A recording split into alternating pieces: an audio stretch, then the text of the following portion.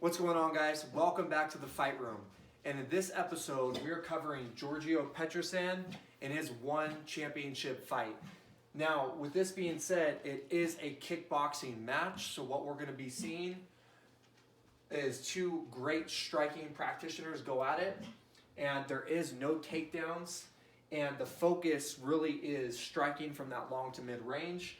When they enter into that clinching range, they will be separated, just to give you a little heads up of what's to come. So right now they're getting started. I want you to pay attention to the stance of each practitioner and what's happening here. Now, with this being said, pay attention to how close their feet are. Their feet are very, very tight together so they can lift up a leg and throw, kick, super, super quick. Now, you do not have to worry about takedowns. So if this was an MMA match, their stances might be a little bit wider so they can sprawl, so they can adjust to those takedowns that are coming at them. But right now, they don't have to worry about that, so they're standing nice and tall, their hands are up. And one thing you can know about Giorgio Petrosyan is that he is a southpaw fighter. So what this means is that his stance is going to change from being orthodox left leg forward versus a southpaw right leg forward. This is very, very difficult to deal with because there aren't too many southpaw practitioners that are good at the stance. Most of the time, you're going to have people fight in an orthodox stance. It's just more common. That's what people practice the most. So typically he's staying in the stance the whole fight. He doesn't do too many shifting where one leg goes in front of the other. He stays in that stance. He has really good structure the whole time that he fights. So I want you to notice also where his hands are. His hands are nice and high, and he's pressuring forward. He's also really good about staying patient and not always needing to go forward. So he gives somebody distance, and he'll come back and answer right away with something. I want you to notice that distance. Notice how he's super patient. He's not afraid to move back either. A really great fighter in my mind is somebody who can move forward and move back equally as well. So he's keeping good movement. His hands are staying up. Next thing, notice his feet. What are his feet doing? They're relatively flat to the mat until he's ready to turn over for a punch and fire a strike. His feet are pretty flat to the surface. Now, when you have flat feet like this that are more flat versus being on the balls of your feet, it gives you more of a grounding. It grips the ground just a little bit tighter while you are moving in your stance and using a lot of footwork. Now, it's nothing crazy when they are moving around. It's these tiny steps that they're taking. It's this tiny little footwork, these small motions that they're fighting for. This is going to end round one. We're going to fast forward here. So Giorgio Petrosyan, he is an excellent fighter. I've been studying him for a long time now, and one of the things that I really love about him is that he has the ability to be multi-directional with his footwork. He's not just always thinking about moving forward. And another thing is he's so versatile. But even though he's letting off knees and different boxing combinations with kicks, he's able to stay in this stance and keep really good structure while he's striking and while he's getting hit. It's a beautiful thing to see. Throughout this fight, notice how precise his strikes are. And even though he's not going for that KO shot every single time, it's very deliberate about where he's placing his strike, where he's placing his punch or his kick. And by the way, with kickboxing, you do not have elbows. So when they do get in that close range, they're not using elbows, but they can use knees.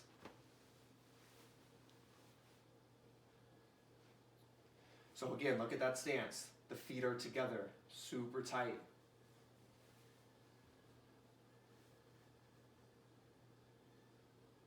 Hands are staying up. He's almost lightly touching the front foot. A lot of people do that when you see that soft touching on the front leg, so they can fire off a front kick. A front kick is aiming to hit the center line of the body. Typically, you could also hit the hips or the legs, but he's aiming for the center of his opponent's body. He's trying to hit that center line.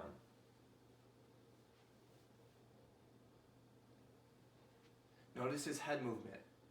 He's playing around with different punches. He's not always coming in with a straight punch. It might be circular. It might be up through the center for an uppercut or an overhand. He's mixing up the angles at which he's striking from. He'll also double up on the side. 1, 2 on the same side. How they block their kicks is pretty interesting. They use their hands for a Dutch block, where when a kick is coming in, they'll use their hands, their forearms to catch it. Boom. Here.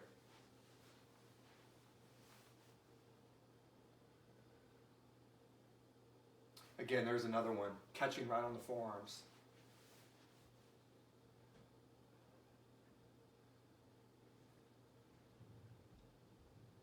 Moving around. Notice the stance. Notice the guard.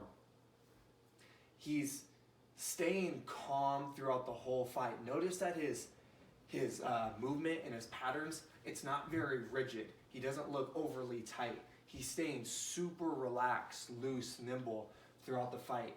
That's going to help you conserve a lot of energy. And his stance, since it is a little more flat-footed as he moves from heel to toe, notice that. When he moves, he's going heel, toe, heel, toe, heel, toe. That's giving him so much grounding as he moves and a lot more balance, where he's able to conserve energy and be very, very efficient as he fights throughout the whole duration of this match.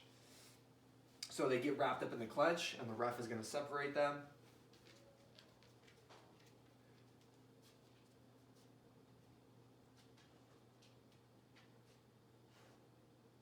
That one looked like it hurt, that flying knee to the body.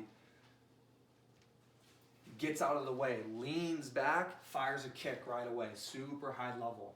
It's awesome. Remember, there's 3 ways to defend, right? We have blocking, where we are absorbing shots. We're absorbing the shot coming at us, right? We have parries, where we are redirecting. And we have evasion, where we're moving out of the way, maybe of a kick to return. Or we're using evasion with our footwork, and we're getting out of the way of strikes or whatever. Another thing are bob and weaves, using evasion, evading strikes. So remember, 3 ways to block, 3 ways to defend, blocking, parrying, and evading. So we're going to fast forward past this.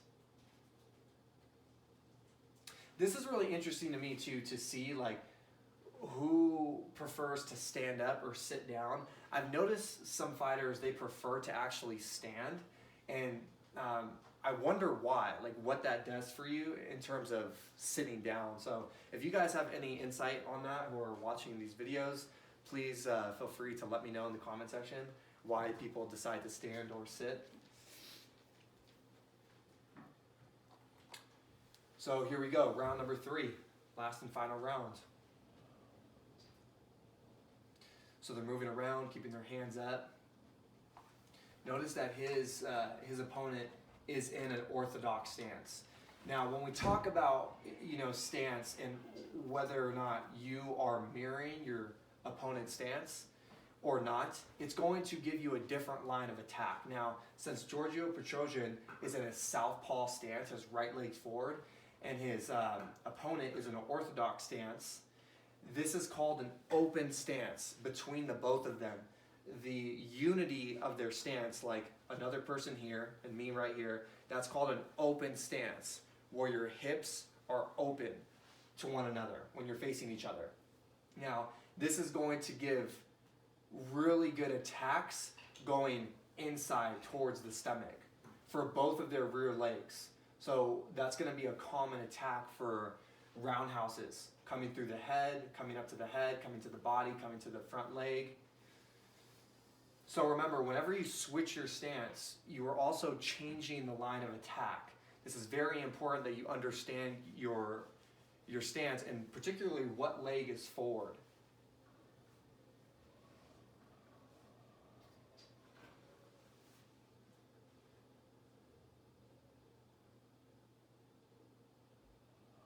Again, a bunch of, so notice those shots to the body with that back leg. Notice how they keep coming up. His arms are pretty red. His body's fairly red.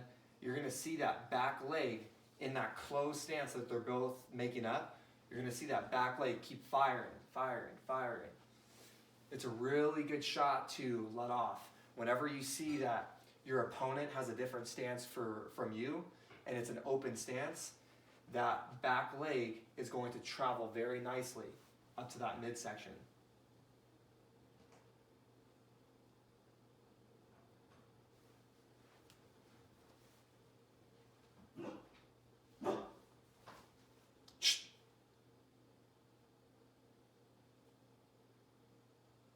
So they're moving around. Good 1-2 by Giorgio. By the way, his last name is, I'm probably pronouncing that wrong, so excuse me, forgive me if I do pronounce it wrong. Nice sweep. This guy, his opponent does look like he has a Thai style background, like a Muay Thai background. And when you take out the clenching from Muay Thai and you take somebody that has that background and put them into a kickboxing match, it's very, very difficult to not use that clench, because the clench is a deadly weapon that you can use within Muay Thai or MMA rules. So that ends the fight, and I'm pretty sure Giorgio took that one. But again, just to recap, guys, think of his stance and the reason why he uses that southpaw stance. It's very important that, you know, if you're trying to work a stance and it's southpaw or orthodox, try to follow people who are using that same thing. You could pick up a lot of their techniques, a lot of their tactics, and also remember, when you have one guy in southpaw stance and another guy in an orthodox stance, the unity of their stances as a collective whole makes up an open stance. That's where our bodies are going to be open, our hips are going to be open, versus what? Versus a closed stance where one guy is orthodox and another guy's orthodox. That's for another video, but I hope you guys enjoyed this fight analysis. I hope it gave you something to think about, and if you have any questions, feel free to leave them in the comment section below. Thank you so much for watching.